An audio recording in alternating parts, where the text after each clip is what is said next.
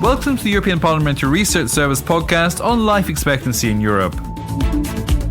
Better healthcare, social and technological improvements are allowing us to live longer and longer. But what if life expectancy in Europe reached 150 years? If we link this to another trend, declining fertility rates, it would radically change the way our societies look and function. Want to know more? Let's peek into the future.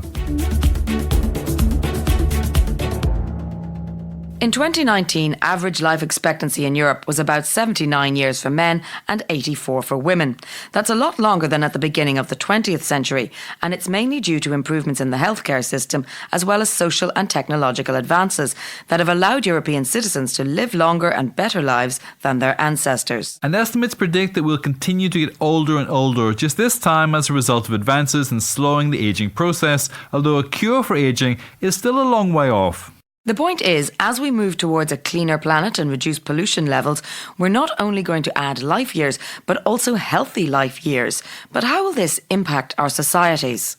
Well, first of all, we'll need to completely rethink the traditional education work retirement cycle and consider options such as gradual or part-time retirement, continuous upskilling and re-education, interim career breaks, and even the possibility of multiple career paths in a lifetime.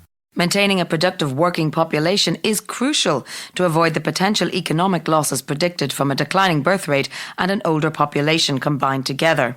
And we'll also need to consider the roles that different generations play in our societies. Young people with their ideologies, their attitudes and their uptake of new technologies are a positive force for both society and the planet. Just look at the young climate activists. Indeed, so promoting lifelong learning, innovation, acceptance and open-mindedness in a greying world is all the more important. As important as ensuring that the wealth of experience, knowledge and wisdom of the elderly population is passed on to the new generations in a constructive way. And what about health? How would a majority older population impact our health systems? Stay with us. Well, diabetes, cancer and heart diseases are some of the leading causes of death worldwide.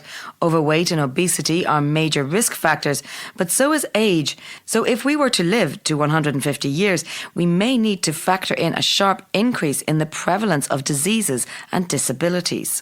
And that's next to mental health, which must also be placed in the forefront when considering quality of life. But another question is, where would we all live and work? Smart cities, sustainable housing and communities will need to be developed in order to encourage diversity, inclusion and social well-being. That's right. We would need to adapt many of our laws and policies to promote healthy ageing, adapt our health systems, our energy and transport systems, ensure sustainable housing and lifestyles. The challenges are endless. And the longer we live, the more time we'll have to think about how we want to die. So expect plenty of ethical and legal debates over subjects like euthanasia and assisted death in the near future. You're listening to the European Parliamentary Research Service podcasts.